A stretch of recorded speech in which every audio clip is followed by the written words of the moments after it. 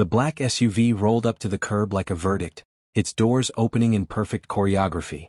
3 men in navy suits stepped out, followed by 2 uniformed movers who carried folded cardboard boxes as if they were carrying a sentence.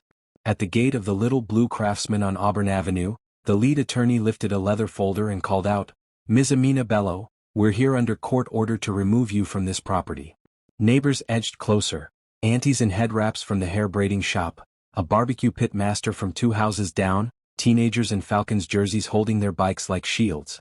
Zuri, Amina's 11-year-old daughter, gripped her mother's hand hard enough to leave crescents. The morning sun flashed off the house number that Amina had painted with her daughter, 218, right after the funeral. Her jaw set but her voice stayed calm. "You can call me Ms. Bello," she said, "and you can keep your boxes on the sidewalk." Across the street, a sleek white Porsche waited with tinted windows. Inside sat Serena Cole, lips red as a stop sign, scrolling her phone like nothing could touch her. She angled the rearview mirror to admire herself, then peered at the house she'd decided was hers the day she found the unsigned deed in a folder marked Adewale, pending. Uncle Adewale had been more than the family's anchor. He was a storm shelter. And when he died, Serena, the cousin who collected titles the way some people collected fabric patterns, decided she'd collect his too. The lead attorney, a mid-40s man with a courthouse tan, produced a paper with a blue county stamp. "We are acting under the authority of a motion filed yesterday afternoon by your client," said Amina, nodding toward the Porsche. "I have seen it." She took a step forward. "But you haven't seen everything." A siren hooped once, one sharp note, then cut out. A county sheriff's cruiser slid in behind the SUV. Deputy Carter stepped out, boots planted, hat low over steady eyes. He took in the tableau, the boxes, the suits, the neighbors, the daughter hiding half behind her mother's skirt, and he didn't approach the gate. He approached the attorneys. "Whitaker and Bloom?" he asked. The lead attorney stiffened. "Yes, deputy." The deputy pulled a second sheaf of papers from his folder and tapped the blue stamp. "New order. Emergency hearing held at 8 this morning. Judge Sandoval vacated yesterday's writ." He turned and, everyone noticed this, he didn't face the house. He faced the white Porsche. The car door opened. Serena stepped out in a tailored cream suit that glowed against her caramel skin, heels clicking in expensive rhythm, gold hoops catching the sun. She didn't cross the street yet. She smiled like someone who had already paid the band and owned the music. "Good morning, deputy," she sang. "Kindly deliver the good news to that squatter so we can finish before brunch." The deputy didn't smile. "Miss Cole," he said, lifting the sheaf. "By order of Fulton County Superior Court, you are herewith served with notice to vacate." Her lipstick seemed to freeze on her mouth. "Excuse me?" "From the property located at 1310 Peachtree Road, Unit 31B. He paused. A camera phone somewhere gasped in pixels. "Failure to comply within 72 hours will result in forcible removal and seizure of assets listed under Collateral Attachment B." Serena's laugh was brittle glass. "That's my condo," she said, as if the word "my" could function like a court stamp. "This has nothing to do with." "It has everything to do with the mortgage you secured using a deed of assignment tied to a parcel now lawfully adjudicated to Ms. Bello," the deputy said. "The collateral falls, the dominoes go with it." He handed the papers to the lead attorney. "Counsel, you'll want to read page 2. The attorney scanned, his courthouse tan draining to office sick pale. He looked at the little blue house with its porch swing, the new curtain rods Amina had installed, the corner where a shoe rack sat full of tiny sneakers and a dusty pair of Uncle Adewale's brown slippers. He looked at Serena, then at the deputy. "This says," he swallowed, "the quitclaim Serena filed last month is void ab initio. The title reverts under survivorship to the co-occupant named in a community caregiver addendum, recorded July 12, 2015. "Co-occupant?" Serena snapped. "Who?" Deputy Carter nodded toward the porch. "Ms. Amina Bello." The crowd's murmur rose like the hum before rainfall. Zuri's grip loosened, her shoulders dropped an inch. Amina didn't move. Her face didn't break. She had learned in grief counseling that if you stayed very still, the heart could expand without the rest of you noticing. Serena's voice sharpened. "How can a babysitter be a co-occupant? She lived here for free out of charity." Auntie Kemi from the hair braiding shop arched one brow so high it almost left her face. "Charity?" she called. She worked double shifts. She kept the old man's blood sugar straight and his laughter loud. Judge Sandoval recognized the Community Caregiver Clause, instituted by the Neighborhood Equity Trust. the deputy continued. It protects primary caregivers who invested unpaid labor and residency into properties owned by elders, especially if the elder documented intent. There's an audio file too. He tapped the pages. Adewale's voice, clear as a Sunday song. Serena's eyes slashed to the attorney. Fix it, she hissed. Fix it now. The attorney closed his folder like a priest closing a book at a graveside. There's nothing to fix. Ms. Bello is the lawful owner of this house. The court also found that our attempt to remove her constituted bad faith action under color of law. If you do not vacate your condo by Thursday, the marshals will escort you out. The movers, suddenly aware they were holding boxes in a live storm, carefully set them down and stepped back. For a long breath, the street was a tableau. The attorneys frozen, the deputy steady, the neighbors poised like a chorus waiting for the lead vocal, Zuri on the porch, eyes big and bright. And then Serena moved. Not forward, not back. She shifted her weight as if the ground had turned soft beneath her. For the first time, her gaze landed on Amina, not like a challenge but like she was seeing her as a person in a doorway, not a chess piece on a board. This isn't over, Serena said. You think this neighborhood rulebook and a weak judge can? Amina stepped to the gate. Serena, she said evenly, go home. Pack your things. The court gave you time. Serena's mouth pinched. You would talk to me about time? I gave 6 years of my life to Uncle Adewale's company, bringing in hotels and deals while you. Amina's voice didn't rise. While I wiped his brow and counted his pills and drove him to dialysis when you were too busy closing on a rooftop bar. She kept her hands loose at her sides. He wasn't a contract to me. A rumble of approval rolled across the sidewalk. Someone whispered, say it. Someone else murmured, let peace hold. An older man with a checkerboard folding chair, the kind who remembered the neighborhood before the coffee shops, cleared his throat. Deputy Carter tipped his hat toward Amina. Ma'am, he said, do you consent to the attorneys retrieving their vehicle without incident? Amina nodded.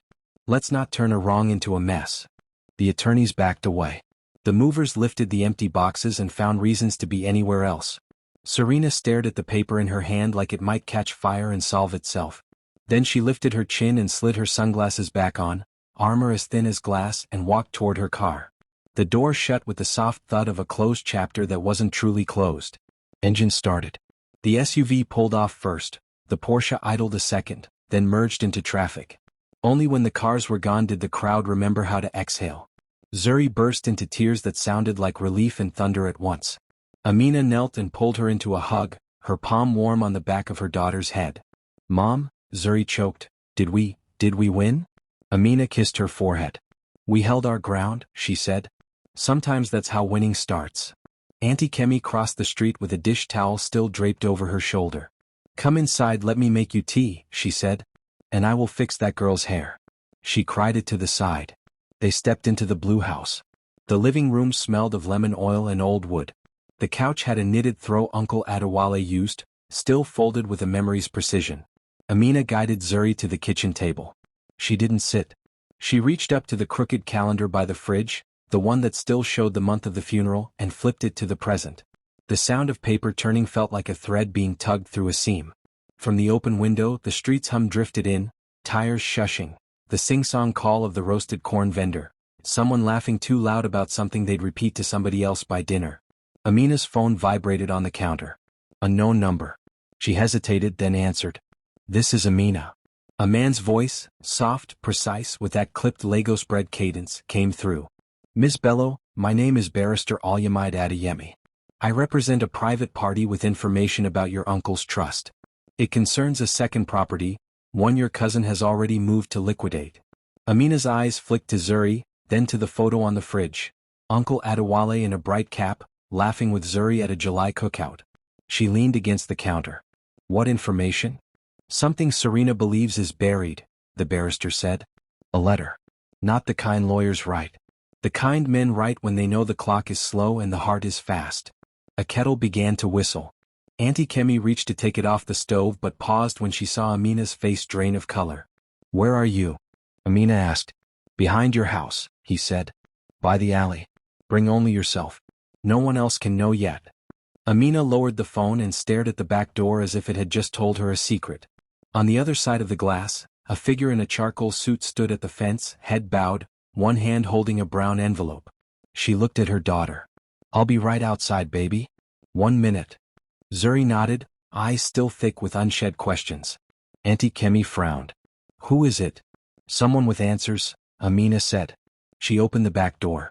The figure straightened, lifted the envelope, and in that same second a dark sedan she hadn't heard before slid to a stop at the mouth of the alley. Its back window lowered, revealing a pair of gold hoops and red lipstick. Serena's voice floated out, cool as a shaded porch. "Careful what you open, cousin," she said. "Some letters don't just evict houses. They evict people from their lives." The sedan door opened, a high heel touched the asphalt, and Serena stepped out with a second envelope in her hand. This one stamped with a crest Amina had never seen before. And before Amina could speak, the barrister glanced at both women, swallowed hard and said, "We don't have much time." The trust trigger clause was activated this morning. The alley was narrow and shaded by a pecan tree that had learned to lean away from the sun. Barrister Alyamide Adeyemi didn't step inside the yard.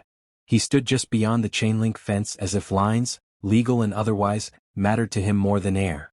Up close, he looked younger than his voice, with careful eyes and a watch that ticked like a metronome. Serena's sedan idled at the mouth of the alley. Her sunglasses had come off. Without the glass, her stare looked like something honed, not born. "The trust trigger clause," the barrister said, lowering his voice, "activates if any named heir uses the courts to dispossess the registered caregiver within 12 months of the grantor's death. By sending attorneys to your door, Miss Cole tripped that wire." Serena gave a slow clap that didn't make sound. "And the celebration?" she asked. "Confetti from a neighborhood non-profit?" Alyamide lifted the brown envelope. Adewale's personal letter to the trustee, written the week before he passed. It instructs where the amendment and companion deed are stored. The court allowed an emergency release this morning. But there is a condition. He looked at Amina through the fence. The document must be presented with the original house key and a proof of residence before close of business today, or the trustee will follow the default path. Amina's hand drifted to the chain around her neck, where a house key lay flat against her skin like a small, patient animal. What default path? The secondary beneficiary assumes control of the new asset for the benefit of the child of the house, he said. But the guardian of record holds management rights until that child turns 18. Serena's mouth curled. And who's the guardian of record? Counselor? Her voice caressed the word like it was a dare. Alyamide hesitated, then spoke carefully. Unless superseded by the sealed amendment in the bank deposit box, the default guardian is Miss Serena Cole. The alley seemed to contract and then stretch. Even the pecan leaves stilled. Inside the kitchen, Zuri's laugh from a moment ago, something Auntie Kemi had coaxed out with a silly proverb, echoed, and the sound felt like a promise that had just been set on the edge of a table. Amina's fingers closed around the key until the metal warmed. "Where is the box?" she asked. "Peachtree Mutual Bank," he said. "Midtown branch." He tapped the envelope. "There's a code phrase.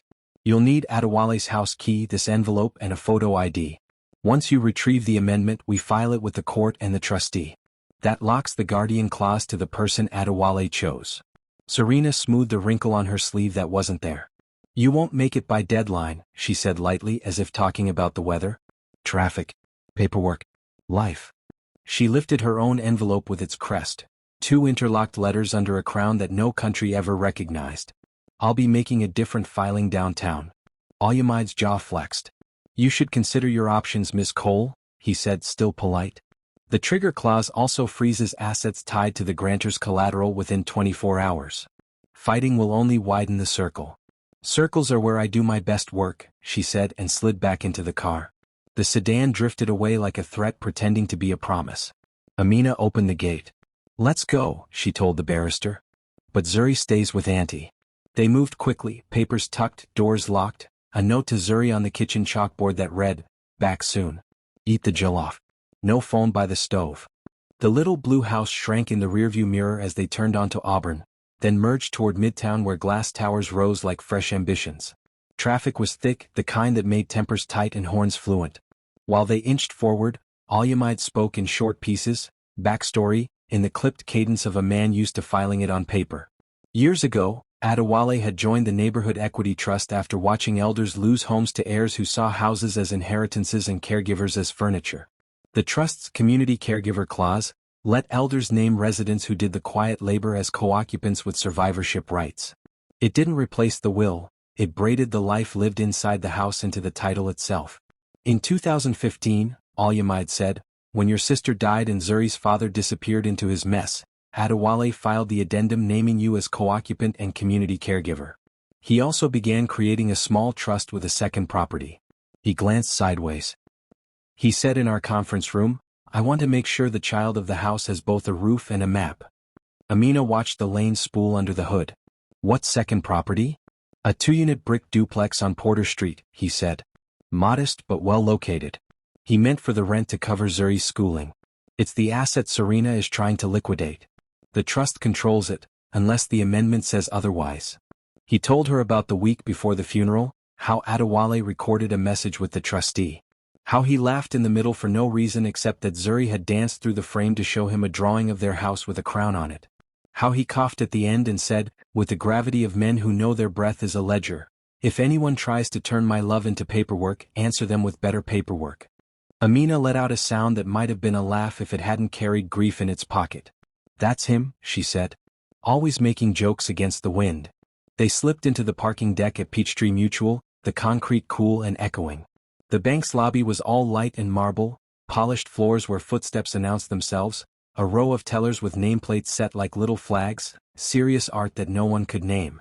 A security guard glanced up, assessed professional, and nodded them to the front desk where a woman named Kara wore a smile that had to survive many kinds of Tuesdays. Al-Yamid placed the envelope on the counter. Safe deposit access, he said. Trustee override with court letter. Kara scanned the documents and blinked. One moment please, she said, and disappeared into the frosted glass back where bank things lived and multiplied.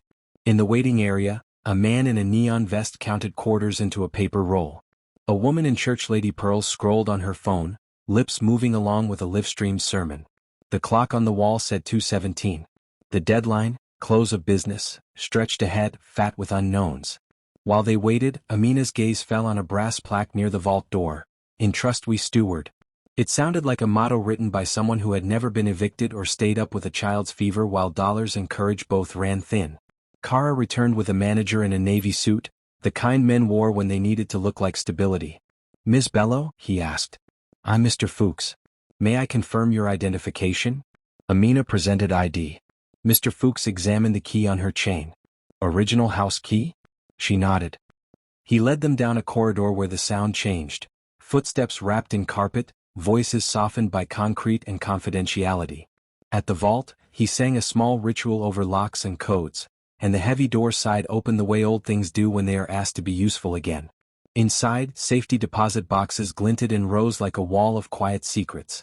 They stopped at box 417. Your phrase? Mr. Fuchs asked. Amina unfolded the paper Al-Yamid had handed her.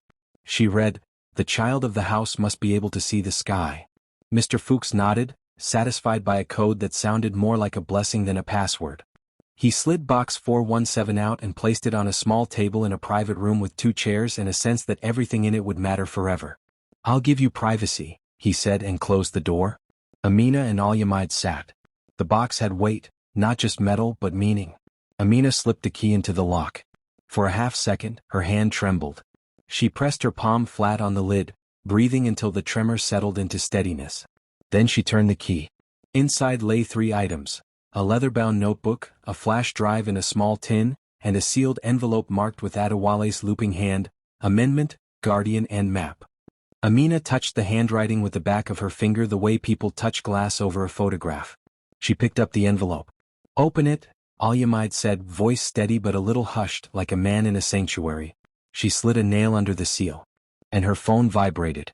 The screen lit with a message from an unknown number. 1 photo. No text. She tapped it without thinking, then froze. The picture showed box 417 on this same table, but empty save for the leather notebook. The envelope in her hand was missing. The timestamp read, 2:12 p.m. 5 minutes ago. Her eyes rose slowly to Al-Yamid's. He had gone very still, as if stillness could make time speak. Someone's playing with us, he said softly. A shadow crossed the frosted glass door. 2 figures. One was Mr. Fuchs, recognizable by the slope of his careful shoulders. The second was taller, broader, with the posture of a man who believed rooms belonged to him by default. The door opened. Mr. Fuchs looked stricken. Ms. Bello, he began, I'm so sorry but... The tall man stepped in behind him, a badge glinting at his belt that did not say bank or sheriff. We need to secure those materials, he said. By order of the Cole family office under an emergency conservatorship petition. Olyamide rose. You have no authority here, he said, quiet and precise.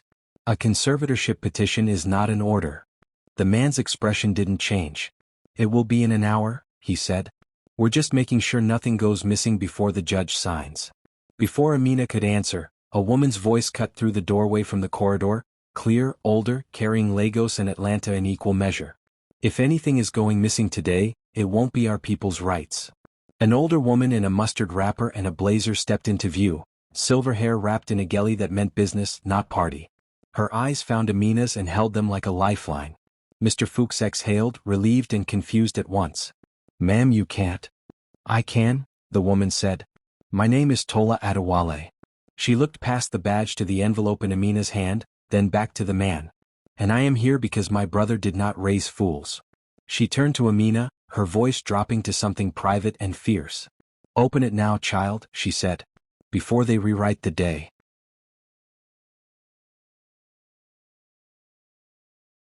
Amina's hands trembled as she broke the seal on the envelope.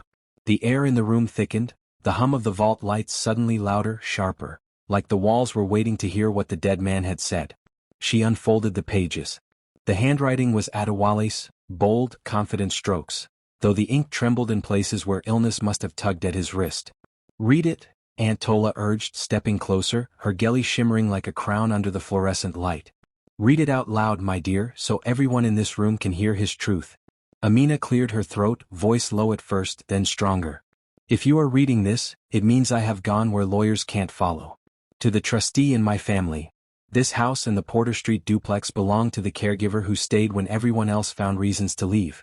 That is Amina Bello. She has no blood of mine, but she has more of my spirit than any name on my family tree. The properties are hers for the upbringing of my niece, Zuri Bello. Anyone who challenges this should read their reflection and ask what they ever gave that wasn't bought. Let the guardian be the one who stayed home when the child was sick. Let the map of inheritance follow love, not greed. Amina paused. Her breath came out shaky. Olyamide leaned forward. Keep reading. She turned the page. If my niece Serena contests this trust, activate Clause 7 of my will and contact my sister, Tola Adewale, to oversee the trust until Zuri turns 18. If Amina needs protection, Tola knows where the second key lies. Tell her the lantern still burns. The last line stopped her cold. She looked up. The lantern still burns? Tola smiled faintly, tears glassing her eyes. It's what he said when we were children during blackouts. It meant the truth is still alive even when it's dark. Olyamide turned to the tall man with the badge. You heard the declaration. The amendment is signed, witnessed, and notarized. This supersedes any conservatorship. The man scowled. You think a handwritten letter will stand against the Cole family's lawyers? Tola crossed her arms. It's not just a letter, young man. It's a registered testamentary instruction, dated and filed. I was the witness. My name is on that page. Mr. Fuchs stepped closer, visibly uneasy. Sir, unless you have a court order, I cannot allow you to confiscate these documents. The badge man hesitated, jaw ticking. You'll regret this, he muttered and turned sharply, exiting the vault. The door clicked shut behind him, leaving the scent of cologne and bad intentions hanging in the air. Amina exhaled, clutching the pages like a lifeline. Tola placed a hand on her shoulder. You did well. Adewale always believed the law should protect the righteous, not the loudest. Olyamide gathered the documents, careful and methodical. We must file this immediately. If Serena gets her petition to the judge before we do, she could delay enforcement. Amina nodded, sliding the letter into her purse. Then let's go. Outside, the afternoon had ripened into a heavy heat. The glass towers shimmered, and the asphalt seemed to breathe. As they stepped out of the bank, a dark figure emerged from the parking deck, Serena. She was waiting, leaning against her car, one heel tapping the pavement in slow, measured irritation. So, the village reunion came to town, she said dryly. Aunt Tola, I should have guessed you'd crawl out when there's property involved. Tola raised an eyebrow. Crawl? My dear, I was here before you could spell the word deed. You should have stayed in your office instead of bringing shame to your brother's name. Serena's smirk faltered for just a heartbeat before she recovered. You all think you've won. But Adewale's money isn't magic and I'm not the type to roll over. You think the court will hand over 2 properties to a nanny and her orphan child? Amina stepped forward. I wasn't his nanny, Serena. I was his caregiver. And that orphan child was the only reason he smiled during his last year. Serena's jaw tightened. Touching. But courtrooms don't run on emotions. They run on signatures, filings, and influence. Things you don't have. She flicked her wrist. Enjoy your little victory dance while it lasts. The letter might save your house for now, but you'll be out of the duplex by morning. I've already moved to sell it. Alyamide's expression darkened. You can't sell property tied to an active trust. Serena's lips parted in a slow, dangerous grin. Watch me. She slid into her car, the engine roaring to life, and sped off, leaving a faint trail of perfume and gasoline. Amina turned to Tola, heart pounding. She's bluffing, right? Tola's face was grave. She's desperate. Desperate people don't bluff, they bite. By evening, the trio reached the courthouse. Alyamide filed the amendment, stamping time and date just before closing. Relief softened his usually stern features. It's official, he said. The trust is locked. Serena can't touch it now without committing fraud. Amina slumped against a marble column, exhaustion and adrenaline colliding. Tola stood beside her, folding her hands. My brother always believed in balance, she said quietly. He used to say, when the greedy plant thorns, the patient harvest justice. But Serena isn't done planting yet. Amina looked up, confused. What do you mean? Tola hesitated, then reached into her handbag and pulled out an old brass key attached to a faded tag. The lantern, she said softly. Adewale wasn't talking in riddles. This key opens his old office at the construction site, Porter Street. He kept something there. Maybe a document, maybe more proof of his intentions. If Serena's already moving to sell the duplex, that office might hold what we need to stop her completely. Alyamide frowned. It's risky going there tonight. But Tola shook her head. If she's selling illegally, she'll act fast. We can't wait till morning. Amina stared at the key, its worn metal gleaming faintly in the streetlight. Then we go tonight. The Porter Street duplex sat in a quiet industrial part of town where warehouses hunched like tired beasts and the streetlights flickered as if unsure whether to stay alive. The building had once been bright red brick but had faded to the color of dry clay. They parked across the road. Amina turned the brass key over in her palm. The office should be behind that second door, she whispered. As they approached, a noise made them freeze, the crunch of tires on gravel. A sleek sedan turned the corner. Headlights flared. Serena's car. She wasn't alone this time. 2 men stepped out with her, broad-shouldered, silent, wearing the kind of confidence that came from knowing someone powerful signed their paychecks. Serena adjusted her blazer and smirked when she saw them. I knew you'd come. The lantern always did attract moths. Tola squared her shoulders. You have no right to be here, Serena. Neither do you, Serena said coolly. But I thought I'd do you a favor. You're looking for your precious proof? It's gone. Cleaned out. I made sure of it. Alyamide stepped forward, protective. This property is under judicial review. You're trespassing. Serena snapped her fingers and one of her men reached into his jacket, pulling out not a weapon but a manila folder. Court order, she said, tossing it to Alyamide. Temporary freeze on all trust-related activity until a hearing tomorrow morning. Filed 30 minutes ago. Enjoy your red tape. Alyamide's eyes scanned the paper, his face darkening. She actually did it. She found a judge willing to sign off after hours. Serena grinned. Money doesn't sleep, counselor. Amina stepped forward. You think you can buy everything but you can't buy peace. You can't buy your uncle's blessing. Serena's eyes flashed. I don't need blessings. I need results. The men started toward the office door. Tola moved to block them. You will not touch a single box in there, she said fiercely. Serena's voice dropped to a near whisper. Then stop me. For a tense second, nobody moved. Then a low rumble echoed in the distance. Thunder rolling slow and heavy, warning of rain. Alyamide's phone buzzed. He glanced down and his face changed. Amina, he said urgently. You need to see this. He turned the screen toward her. It was a new message, from an unknown number again. This time it was a video. Amina tapped play. The footage showed someone sneaking into the Porter Street office minutes earlier, wearing dark gloves, rifling through drawers. The figure turned briefly toward the camera. It was Serena. Amina's pulse quickened. You just proved you broke into this property yourself.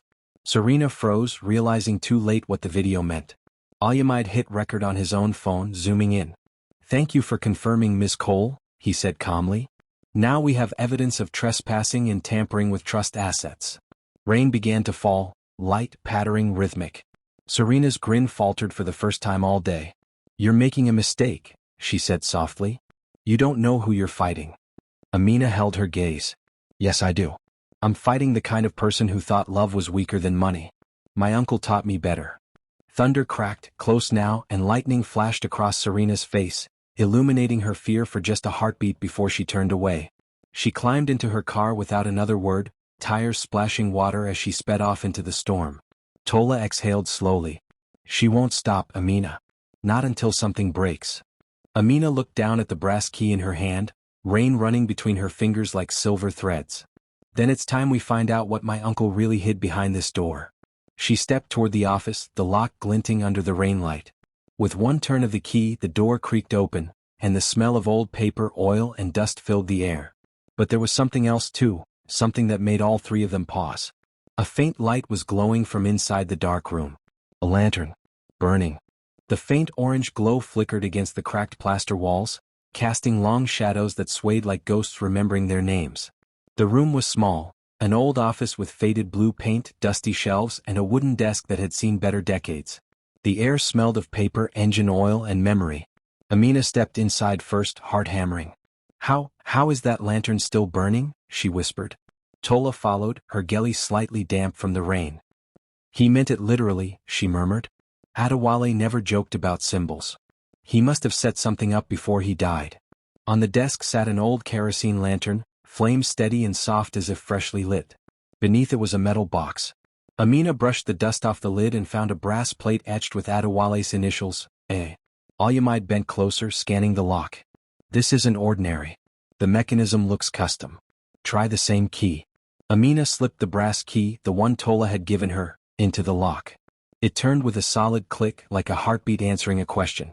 Inside the box were several folders, a flash drive, and a sealed envelope addressed to the future of the house. Tola's breath caught. That's his handwriting again. Amina picked up the envelope, the paper heavy, the ink still crisp. She read the first line aloud. "If you've come this far, it means the storm has already begun. Don't fear it, use it." Inside the folder marked Porter Deed, "You will find proof that Serena forged a signature last year to refinance my properties under her name.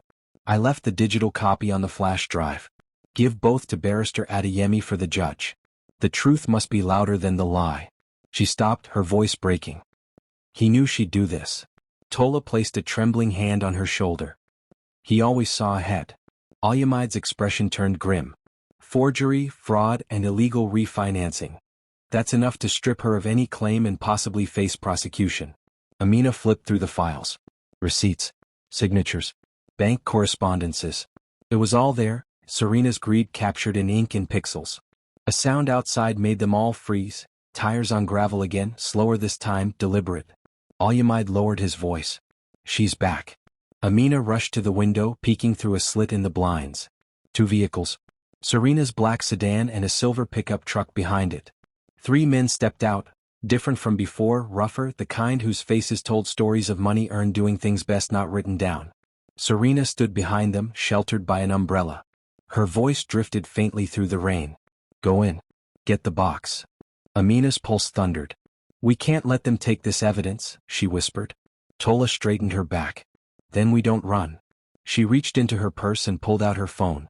"I'll call the police." Alyamide grabbed her hand. "No. It'll take too long.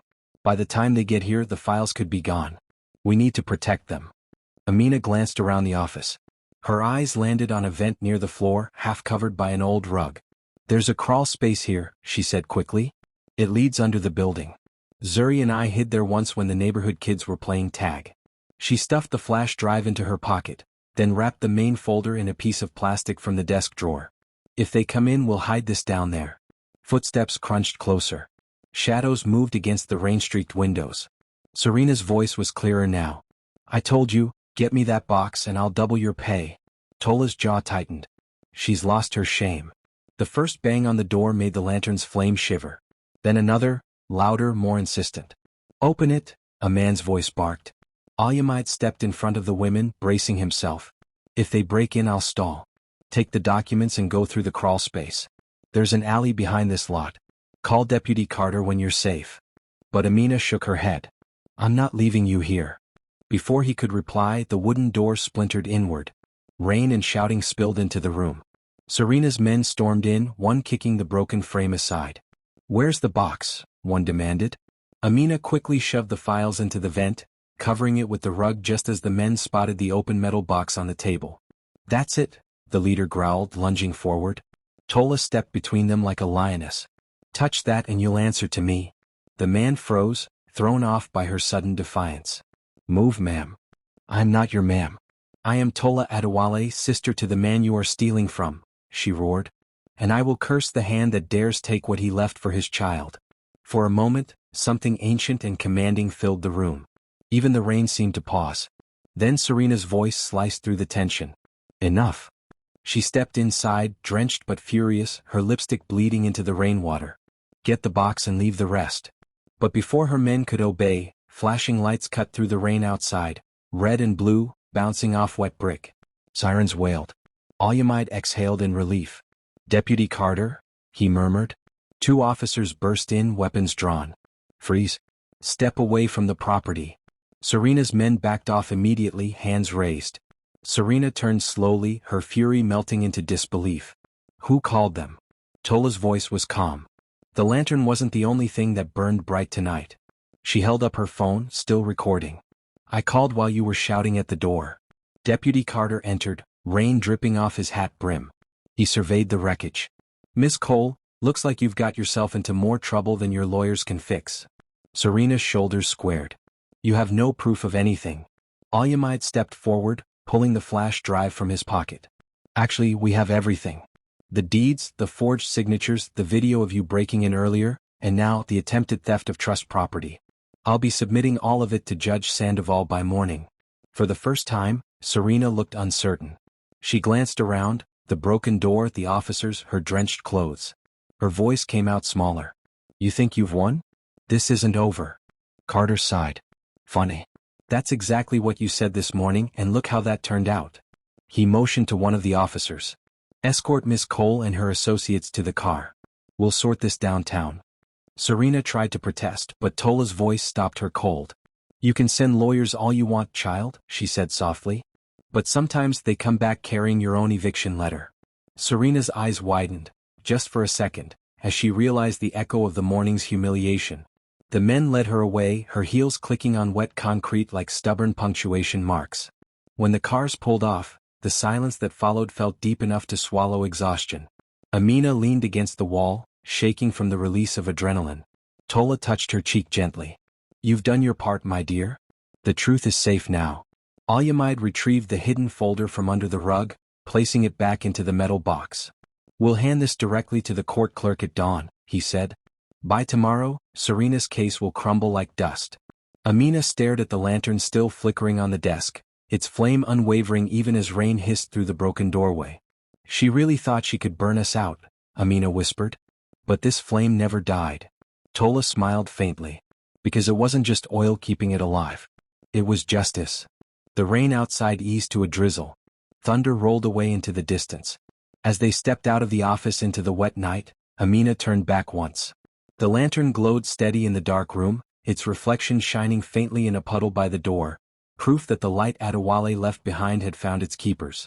Tell us your thoughts in the comments below, and don't forget to like this video, subscribe for more gripping folktales like this, and share it with someone who loves powerful stories about justice and resilience.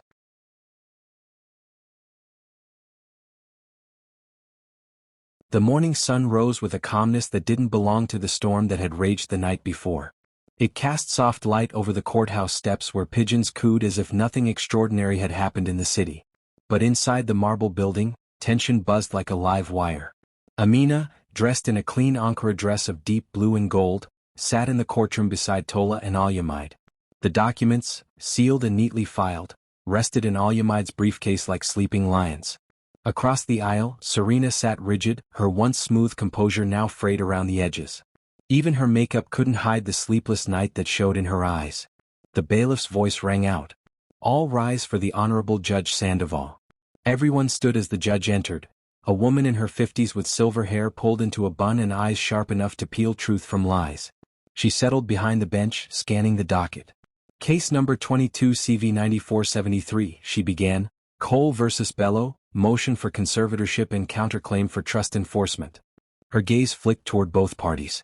Counselors, proceed. Al-Yamid stood, buttoning his jacket with calm precision. Your Honor, this is not a simple inheritance dispute. This is a case of deliberate deception and forgery. My client, Ms. Amina Bello, was not only the lawful caregiver under the Neighborhood Equity Trust but was also a named co-occupant and beneficiary of the late Adewale's properties. We submit into evidence the handwritten amendment, notarized and witnessed, as well as irrefutable proof that Ms. Serena Cole falsified documents to refinance and sell trust properties. Gasps murmured through the small audience seated in the back. Neighbors, church members, and even a local reporter who had caught wind of the previous day's drama. Serena's attorney, a polished man with an expensive accent, rose smoothly. Objection, Your Honor. We have yet to confirm the authenticity of these so-called documents. Judge Sandoval leaned forward. You'll have your chance, counselor. But let me remind you, this is the same trust one ruled on yesterday. I expect facts, not performance. Al-Yamid nodded. Understood, Your Honor. He stepped forward and connected a small laptop to the courtroom screen. A video began to play, the security footage from the Porter Street office. Serena's face, illuminated by a flashlight, rifling through drawers, snatching papers, clear as day. The courtroom fell silent except for the rain of camera clicks from the reporter's phone. Serena's attorney's face drained of color. Judge Sandoval's pen froze midair. Is that you, Miss Cole? Serena's mouth opened, then closed. That's not.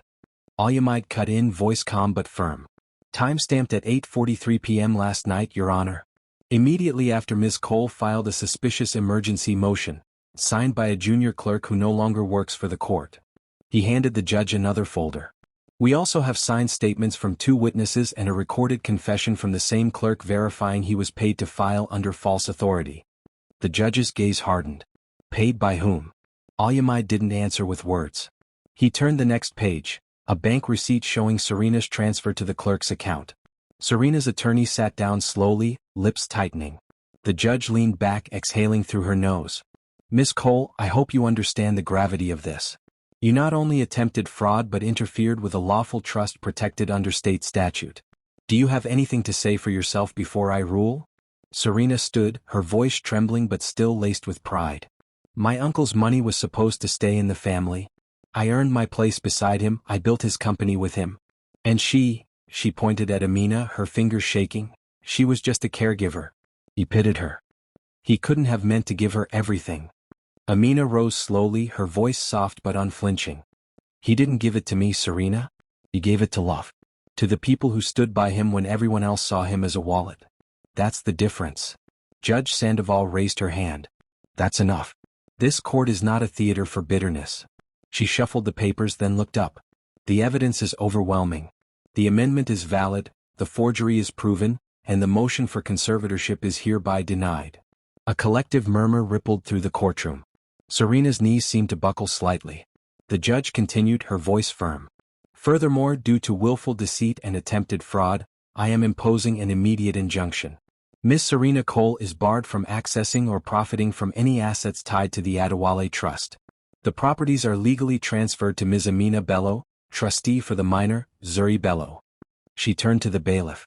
Escort Ms. Cole into custody for questioning regarding document tampering and perjury. Serena's voice cracked. No. You can't do this. You can't take everything from me. But the bailiff was already guiding her toward the exit. As she passed Amina, her eyes burned with something between hatred and sorrow. You think you've won, she hissed. But people like you never really keep what they're given. Amina met her gaze steadily. That's where you're wrong, Serena. We keep what's earned with heart. The bailiff led her away, the echo of her heels fading down the marble hallway. Judge Sandoval struck her gavel once, sharp and final. Court adjourned. Outside the courthouse, the air felt new again, washed clean by the previous night's rain. Reporters clustered near the steps, shouting questions. Amina shielded her face, smiling weakly as Al-Yamid guided her and Tola toward the car. You did it, Tola said, pride thick in her voice. You stood your ground like he taught you. Amina nodded, glancing up at the clear sky. He would have liked this weather. He always said rain clears the way for blessings. Just then Alyamide's phone buzzed. He frowned and stepped aside to answer. Yes? This is Barrister Adeyemi. Pause. His face shifted from calm to startled. Repeat that. Tola touched his arm. What is it? He ended the call slowly, eyes wide. That was the property registrar's office. They found another file linked to Adewale's name, something unlisted in any of the previous records. Amina frowned. Another property? Alyamide nodded. Not quite. It's titled the Cole Foundation account. It's in both your names, Adewale and Serena, but under the category of community endowment. There's a clause that says the funds are to be released to the rightful bearer of the lantern. Tola blinked. The lantern again? Amina's stomach twisted. You think he meant? Alyamide smiled faintly. I think your uncle's lessons aren't finished yet. Tola chuckled under her breath. That man. Even from the grave, he's teaching us patience. They walked toward the car, the late morning sun glinting off the courthouse windows. Amina took a deep breath and whispered to herself, whatever it is, I'll honor it. I'll finish what he started. As they reached the car, a familiar figure stood across the street, Deputy Carter. He raised a hand in salute. Congratulations, Ms. Bello, he said. Looks like justice finally caught up. Amina smiled. It's about time. He nodded, then added quietly, be careful. Some victories make enemies more dangerous than defeat ever did. His warning lingered in her ears as they drove away, unaware that a black car followed them 2 blocks behind, its tinted windows hiding the shadow of someone not quite ready to let go. The drive back to Auburn Avenue was quiet except for the low hum of the car engine and the soft rustle of the documents in Alyamide's briefcase. The streets, still damp from the storm, shimmered in the sunlight like the city had been polished overnight. But inside the car, the silence was heavy, thick with the unspoken question hanging between them. What did Adewale mean by the rightful bearer of the lantern? Amina watched the buildings blur past, barbershops opening, children running to school, street vendors arranging plantains on grills. Life was returning to normal, but her chest was still tight. Uncle Adewale was meticulous, she said finally. He didn't leave things to chance. If there's something else, he meant for me to find it. Tola nodded. Your uncle always said wealth should build circles, not thrones. Maybe the foundation is the circle he wanted. Alyamide turned down the narrow road that led back to Amina's home. I'll contact the registrar this afternoon. If that account is still active, it could contain assets or letters he wanted preserved. When they pulled up to the Blue Craftsman house, Zuri burst out of the door, her braids flying. Mommy, she yelled, running into Amina's arms. Auntie Kemi said you won in court. Is it true? Are we safe now?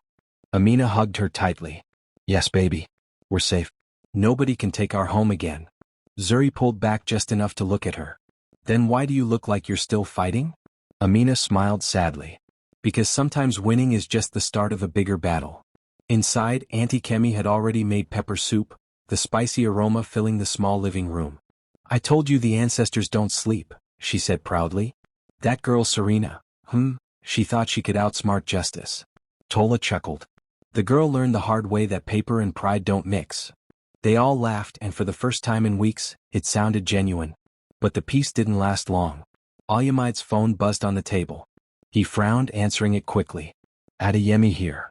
His expression shifted. Yes. What? When? He stepped outside, voice low but tense. Amina watched through the window as he paced by the gate. When he returned, his face was grim. That was the registrar's office again, he said. Someone tried to access the Cole Foundation account this morning, using fake credentials. Amina's stomach sank. Who? They're tracing it, but the system logs show it came from a private network connected to the Cole family's old law firm. Tola's eyes narrowed. So even with Serena in custody, someone else is still pulling strings. Alyamide nodded. Exactly. Someone who knew about the foundation before we did. Amina frowned.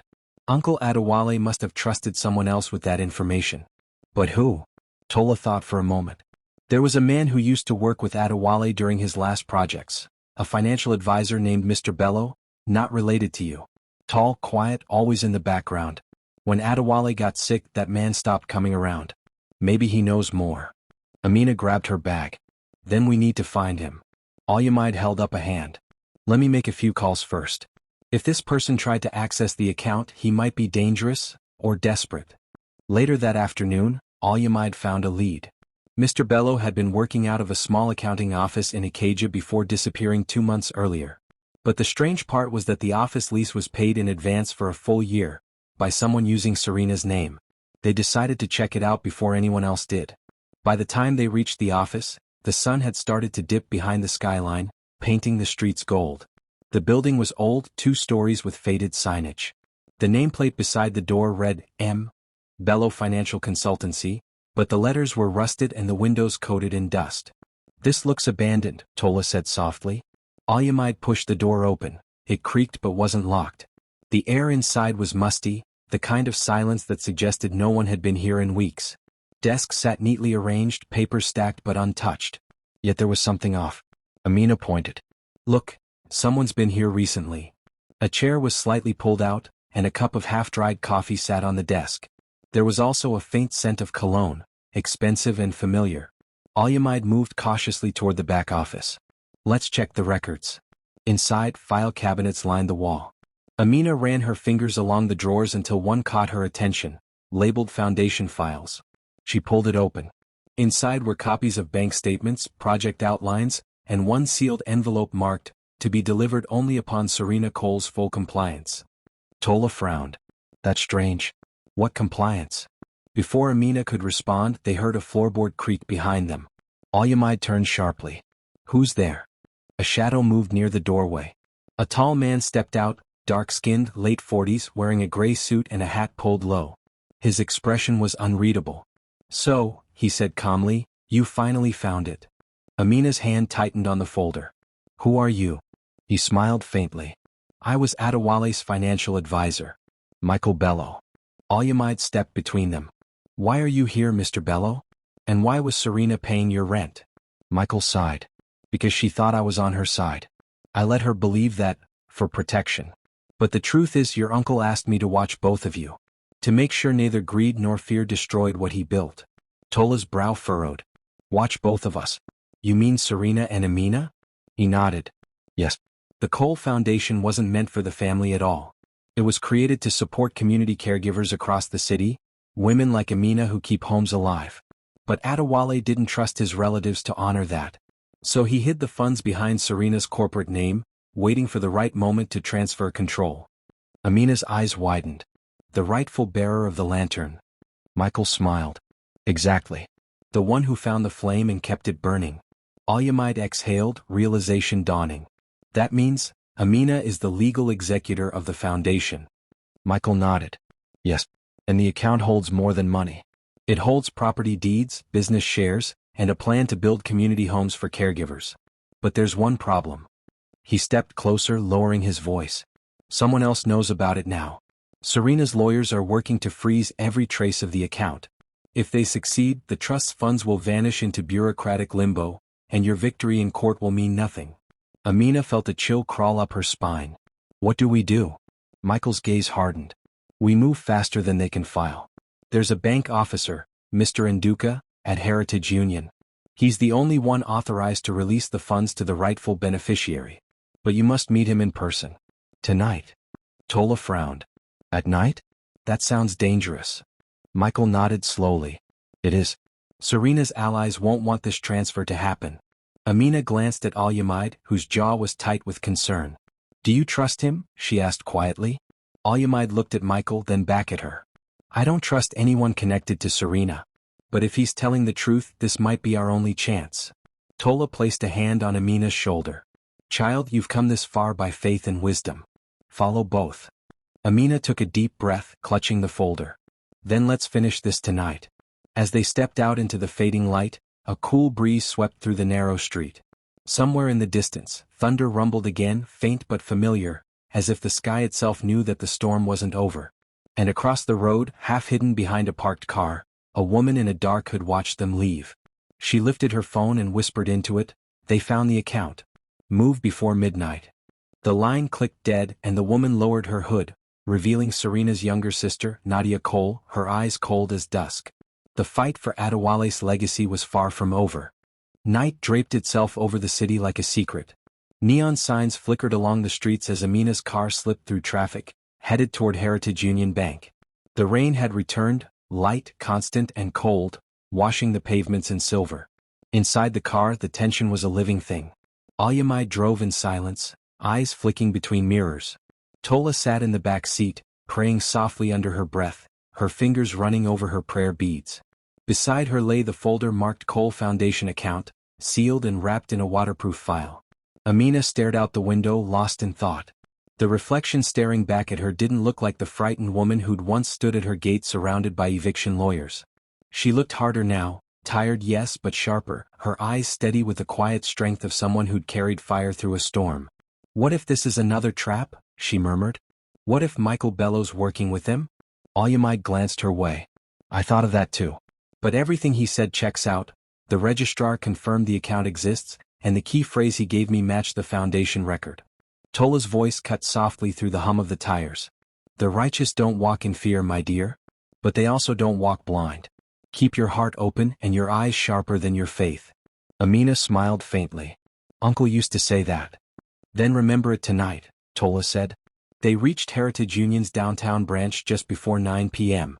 The building loomed, modern, glass-faced, its lights still on despite the hour.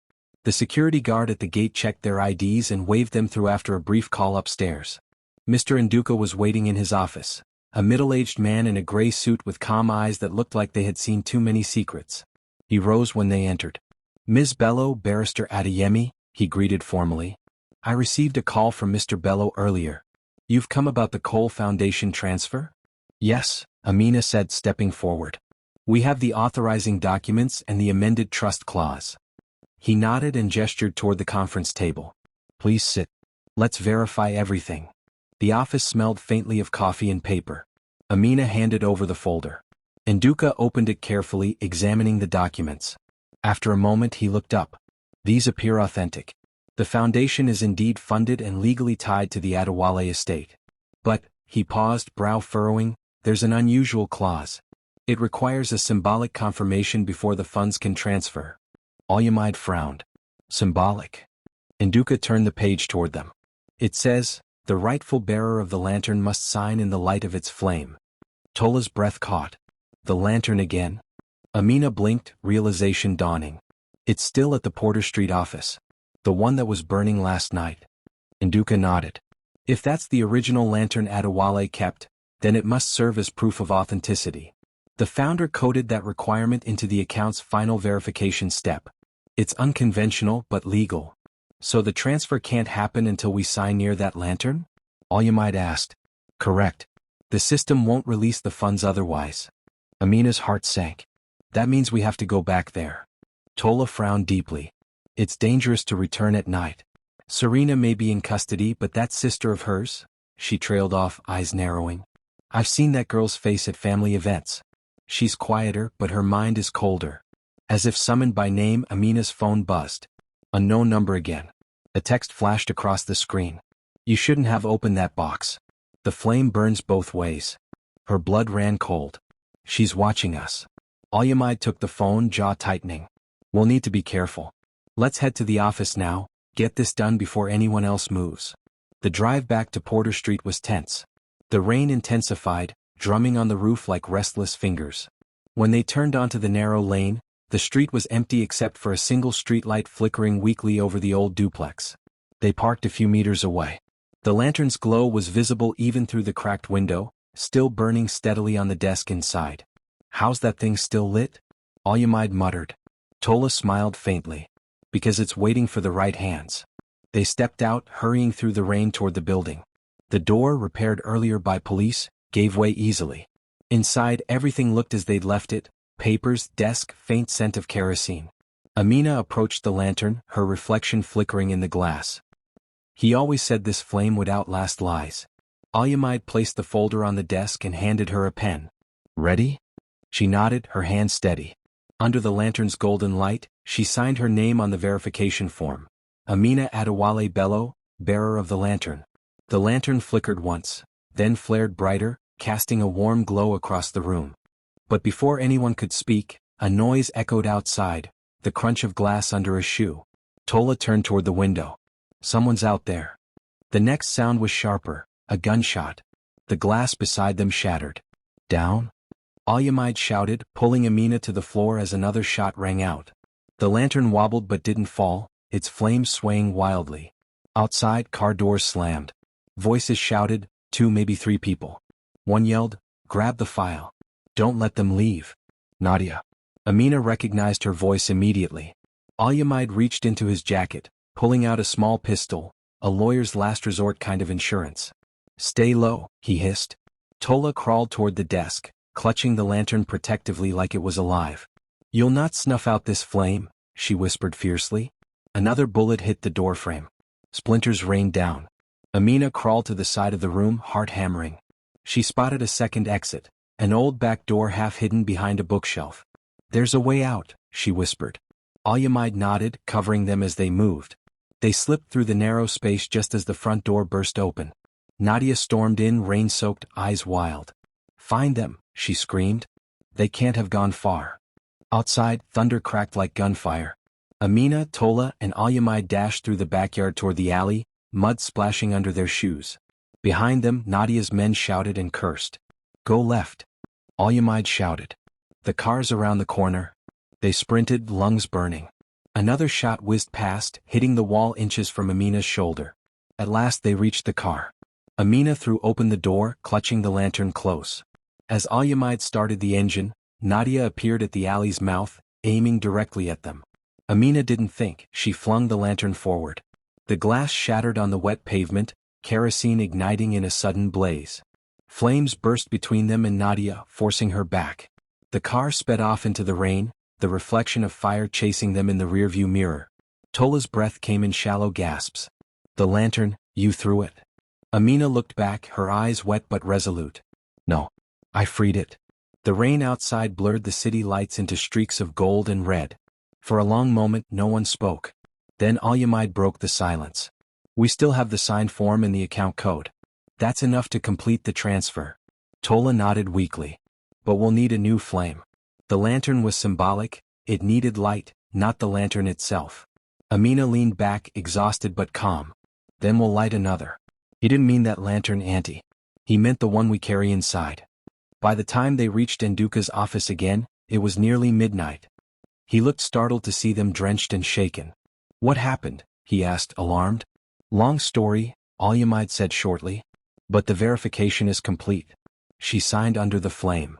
Nduka nodded, inserting the signed document into his terminal and entering a series of codes. The computer beeped, processing. Then finally the screen flashed. "Transfer successful, account now under the Amina Bello Caregiver Foundation." Amina exhaled slowly. Tola pressed her hands together in silent prayer. "It's done," Nduka said with a small smile. "You are now the legal custodian of every asset in the foundation. Adewale's dream lives under your name." Amina wiped her wet cheeks. "No," she said softly. "It lives under his."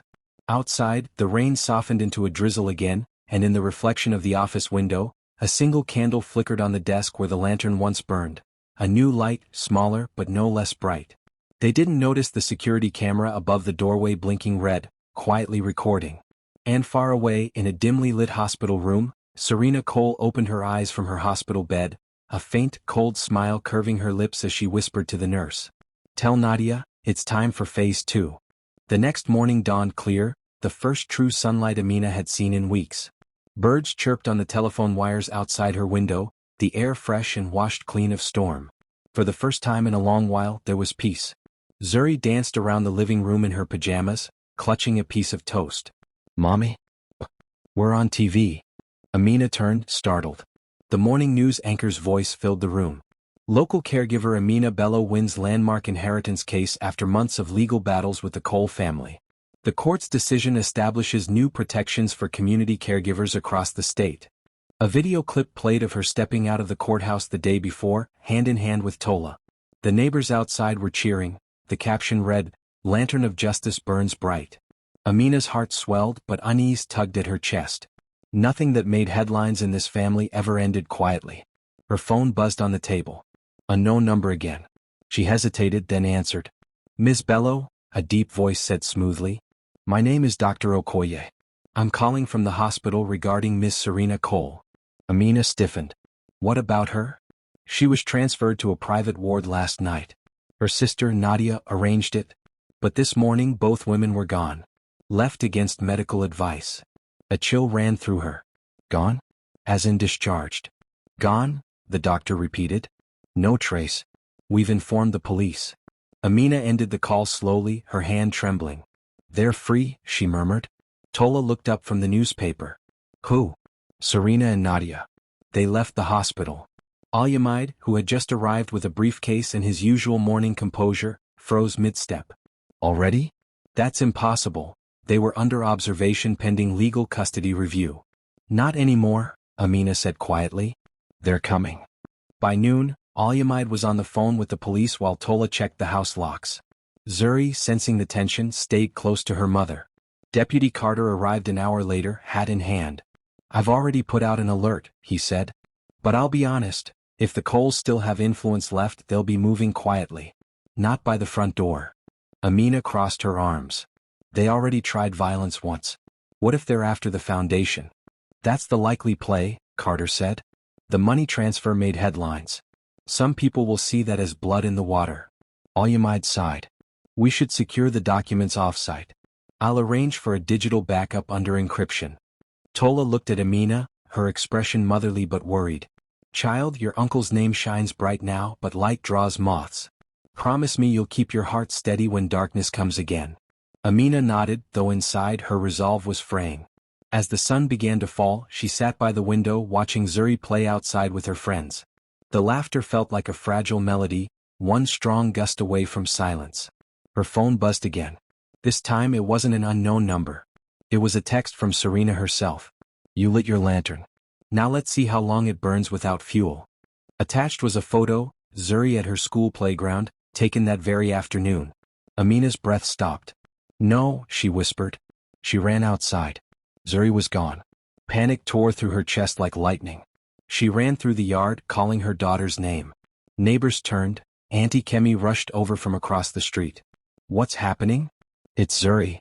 Amina gasped. She was just here. Alyamide was already on his phone, barking orders to the police dispatcher.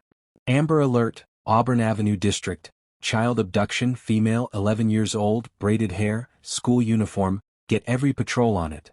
Carter's voice came through the radio almost immediately. Units en route. We'll lock down the area. Amina stood trembling in the rain-soaked yard, the world spinning. Why her? Why Zuri? Tola caught her hands, her grip firm. Because Serena couldn't beat you in court, she said bitterly. So now she's trying to break you in spirit. Amina's tears mixed with rain. She won't get away with this. Alyamide's phone rang again, an unknown number. He put it on speaker. Serena's voice purred through the static. Relax, barrister. The child's safe for now. I only want what's mine. Amina's heart pounded. Serena, please don't hurt my daughter. Calm yourself, Amina. I'm not a monster, Serena said. I just want to meet. One last talk, woman to woman. You'll come alone or the girl stays where she is. Where? Amina demanded. The place where the flame died, Serena said, her voice like silk over steel. Midnight. Bring the deed. The line went dead. Alyamide slammed his hand against the car. She's baiting you. You can't go alone. I have no choice, Amina said, trembling. She has my child. Carter placed a hand on her shoulder. Then we'll go with you quietly. She wants to meet at the old office, right? Amina nodded. Where the lantern burned out. Tola's voice quivered. That woman's walking with demons, Amina. Don't let her pull you down with her. I won't, Amina said. But if she wants to see fire, I'll show her I still carry the flame. Midnight. The Porter Street office looked different in the dark, like a wounded beast waiting for something to finish it off. The smell of burnt oil still hung in the air from the night of the fire. Amina walked in alone, her hands clutching the folder. Behind her, in the shadows, Carter and Alyamide waited near the alley with two unmarked cars, silent and ready. Serena. Amina called, her voice echoing. I'm here. A figure emerged from the far side of the room. Serena, her cream suit replaced by a black trench coat, her hair slicked back. She looked thinner, harder. Her eyes gleamed with something beyond hate, something like grief twisted into rage. You came, she said softly. I wasn't sure you would. Where's Zuri? Serena tilted her head toward the back office. Safe. For now. Amina's voice shook. You've lost everything. Why drag a child into this? Serena smiled bitterly. Because she's your light. And I want you to feel what it's like to lose your flame. You don't have to do this. Oh, I do, Serena said, stepping closer. You took my uncle's love, my home, my legacy. You stood in my place, holding what was meant for me. You think this foundation makes you noble? You think his affection for you was real? It was, Amina said, steady now. Because I gave without expecting anything back. You gave only to take. Serena's face twisted. Liar. From the back room came a small cry. Zuri. Amina's heart lurched. She started forward, but Serena pulled out a small pistol, her hand trembling. Don't move, Serena hissed. Give me the deed. Now. Amina held up the folder slowly. If I give this to you, you'll let her go? Serena nodded. Put it on the table. Amina laid the folder down, her eyes locked on her daughter's voice in the distance. You've already lost, Serena. You just can't accept it. Lost? Serena laughed, a hollow sound. You think I care about houses? I wanted his respect. His trust. But he gave it to you. Tears shimmered in her eyes, anger mixing with heartbreak. All I wanted was to be seen. Amina's voice softened. He did see you, Serena. He saw the woman you could have been. It's not too late. Stop. Serena shouted, her gun hand shaking violently. Don't preach to me. Suddenly, headlights flared through the broken windows. Carter's signal. Serena flinched. Amina seized her chance. She lunged forward, knocking Serena's hand aside. The gun fired once, the sound deafening. Glass shattered. They struggled, crashing against the desk. The folder slid to the floor. Serena fought with desperation, years of rage exploding in every motion. Then, suddenly, the gun clattered away. Serena stumbled backward, losing balance. Amina caught her arm before she fell. Don't. Amina shouted. It's over. But Serena looked past her, at the still glowing ember in the lantern's broken remains, and whispered, Then let the flame take us both. She twisted free and hurled herself backward into the pile of debris still soaked in kerosene. A spark caught. Fire roared to life. Carter and Alyamide burst through the door, dragging Zuri out from the back. Amina. We have her. Go. Amina screamed, reaching toward Serena through the growing flames. Serena, please? But Serena just smiled through the smoke. Tell my uncle I finally saw the light. The building cracked, flames devouring the old wood. Carter pulled Amina out just as the roof gave way, collapsing into a storm of fire and ash. Outside, the night glowed orange against the rain, sirens wailing in the distance.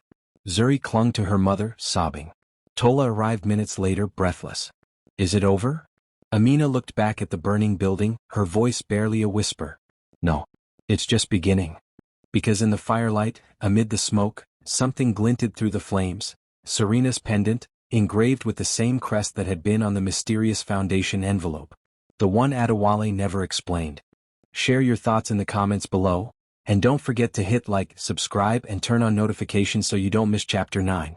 The next chapter will reveal what Serena truly left behind in those flames. Dawn crept slowly over Auburn Avenue, painting the sky in shades of pale orange and quiet grief. The night's fire had burned itself out, leaving behind nothing but blackened beams, twisted metal, and smoke curling lazily into the morning air. Fire trucks still lined the street, their lights flickering weakly in the mist. Amina stood behind the yellow tape, Zuri's hand clasped tightly in hers. Her eyes were red, not just from the smoke but from the weight of what she had seen. The Porter Street office was gone. Serena Cole was gone. Yet the fire hadn't taken everything. Deputy Carter approached, hat in hand. We found this in the rubble, he said quietly, holding out a small evidence bag. Inside was the pendant they'd seen glinting in the flames, a silver crest of 2 interlocked letters beneath a crown. Amina frowned. That's the same symbol that was on the envelope in the trust papers. Alyamide, who'd been speaking with the investigators, walked over. The firefighters said it was found near what's left of the desk, exactly where Serena stood before the building collapsed. Tola joined them, her wrapper and headscarf both ash-stained. That woman went to her death clutching the past, she murmured sadly. But even fire doesn't burn everything it touches. Amina stared at the pendant, her heart heavy. Uncle Adewale's crest didn't have a crown. This isn't his design. Alyamide's brow furrowed. Then it might belong to someone else, someone higher up in his dealings. Maybe there's more behind this than family greed. Carter nodded grimly. We'll have our analyst check it. Could be the logo of an organization or a private trust.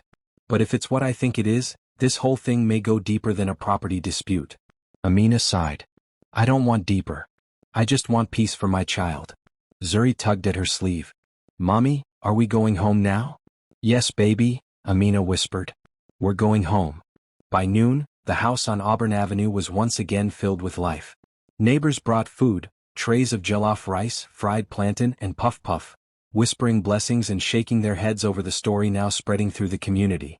The woman who tried to steal her cousin's house? One man said. Now she's gone in a fire. The gods don't sleep. Tola silenced him gently. The gods don't take joy in tragedy. Even those who fall in greed deserve prayer.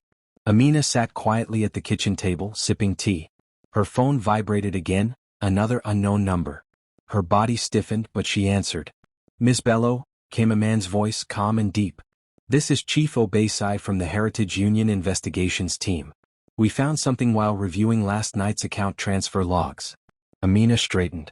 What is it? There was an access attempt this morning, after the transfer went through. Another hack?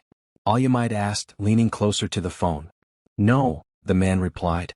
This one came from inside the account itself. A subfile automatically unlocked after the final beneficiary verification. What subfile? The Crown Ledger, Chief Obeisai said. It contains detailed records, names, payments, offshore accounts. Your uncle wasn't just funding caregivers, Ms. Bello. He was exposing people who stole from them. Amina's blood ran cold. Exposing? Yes. From what we can tell, the Cole family wasn't his only target. There are over 40 names tied to fraudulent land seizures, nursing scams, and ghost caregiving programs. The foundation was his way of laundering back the stolen money to rebuild communities. He created the trust to finish what he couldn't do while alive. Alyamide exhaled slowly. He was running a private justice network. Tola crossed herself. And Serena stumbled into it thinking it was just wealth.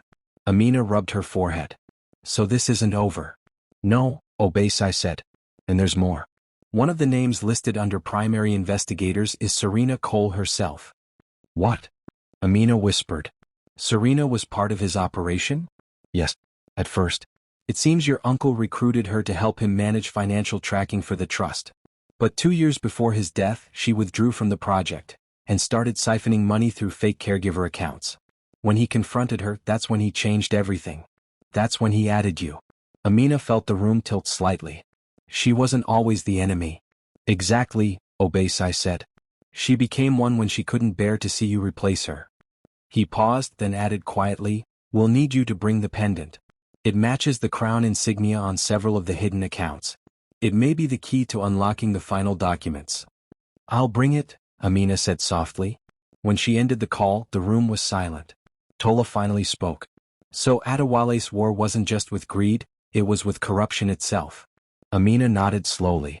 And Serena was part of both sides. Zuri wandered in curious. Mommy, are you sad again? Amina pulled her close. No, baby. Just thinking. About the lady who took me? Amina's throat tightened. Yes. She said she was sorry, Zuri said suddenly. Amina froze. What? When she took me from the playground, Zuri continued softly, she said, I just need to fix what I broke. Then when she heard the sirens, she looked scared. She said, tell your mom the flame will live in her blood now. The room went still. Alyamide looked at Amina. She said that? Zuri nodded. She told me to close my eyes before she left. Amina's hands shook slightly. She saved you, Zuri. She could have hurt you, but she didn't. Tola leaned forward. Then maybe in the end she saw the light for real. Amina swallowed hard. Or maybe she knew she was part of something bigger. That evening, Amina met Chief Obeisai at the Heritage Union headquarters. The pendant, cleaned and gleaming, sat between them on the table. Obeisai inserted it into a small digital reader attached to his laptop. The screen blinked, loading files. Moments later, dozens of folders appeared, each labeled with names, account numbers, and coordinates. This, Obeisai said slowly, is a map of the entire network your uncle built. He clicked open one labeled Phase 2, the Crown Beneficiaries. Inside was a single document. If you're reading this, the lantern's true bearer has already risen. The fire will try to take you. Let it. Because when the flames die, those who held the light must pass it on. This isn't the end. It's the next beginning. Adewale Bello. Below his signature was a list of 15 community centers and care homes, all under the new name, the Lantern Foundation. Amina's eyes filled with tears. He planned this all along. Yes, Obasai said softly. He wanted justice to live beyond him. Amina looked at the glowing screen, feeling a strange calm wash over her. Then we'll finish it. By week's end, news outlets across the state ran headlines. The Lantern Foundation launches, built from scandal, born for hope. Former family feud sparks national reform for caregiver rights. Donations poured in. Volunteers signed up.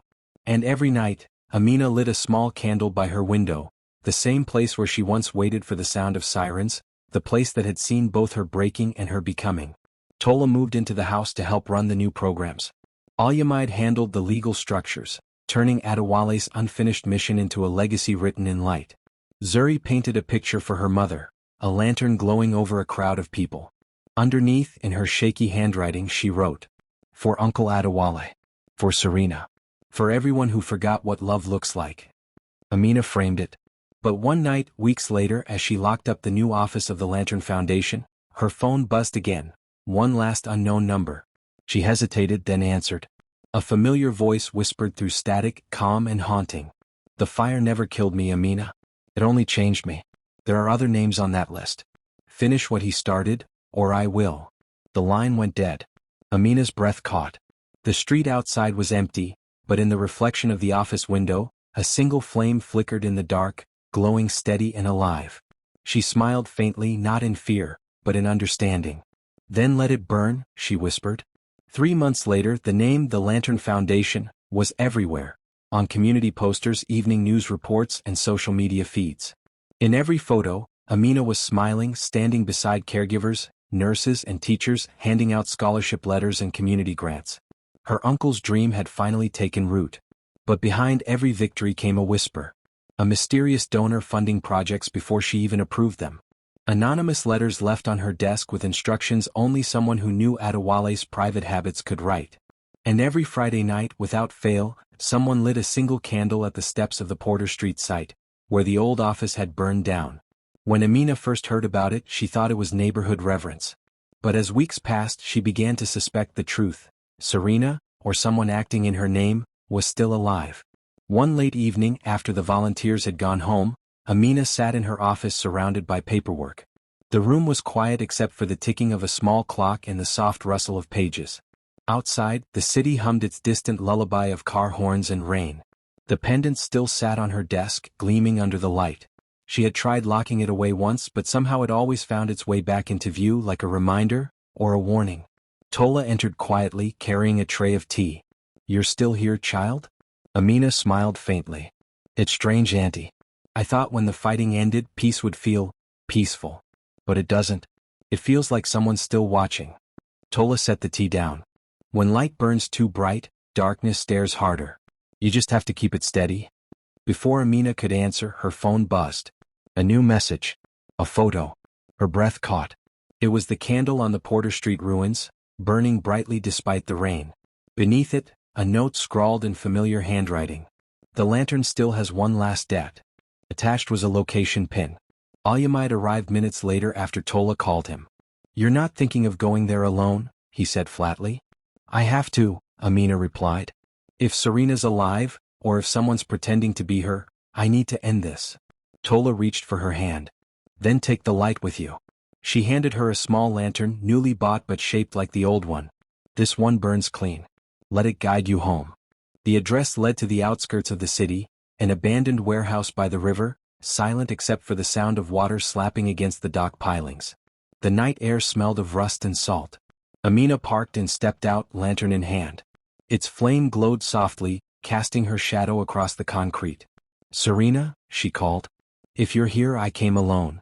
The echo of her voice was her only reply, until a door creaked open on the far side of the room. A woman stepped out from the shadows, her coat soaked from rain. Serena. Alive. But she looked different, hair cropped short, face pale, eyes tired rather than furious. There was a quiet sadness in her stance, not the fury that had once consumed her.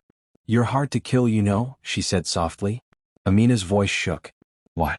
Why fake your death? Serena's smile was faint. Because the world would never forgive me alive. But it might forgive my ghost. Amina took a step closer. You kidnapped my daughter. I saved her from the men I hired, Serena said simply. They turned on me when I refused to hand her over to a buyer who wanted leverage against the foundation. You think all this greed stopped with me? Adewale's war reached powerful people. They want that list you unlocked. Amina frowned. You mean the Crown Ledger? Serena nodded. Yes. It exposes names, politicians, investors, corrupt officials. People who built fortunes on fake care programs.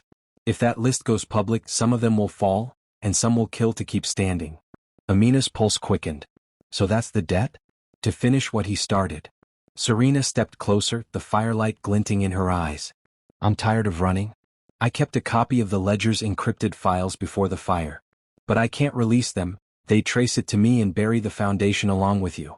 You're clean. You can finish this. She pulled a small flash drive from her coat pocket. This is everything he meant to reveal. Corruption reports, hidden donations, stolen caregiver pensions. Take it. Use it wisely. Amina stared at it, her mind a blur. You're just giving it up? Serena exhaled shakily. I wanted his love, not his war. You already have both. Tears filled Amina's eyes. You don't have to disappear again, Serena. You can come back. Help us rebuild. Serena smiled sadly. You still don't understand. Some fires aren't meant to be rebuilt, they're meant to clear the field for new seeds. She placed the flash drive in Amina's hand, then turned toward the river. When they ask who gave it to you, tell them it came from the flame. Serena, wait.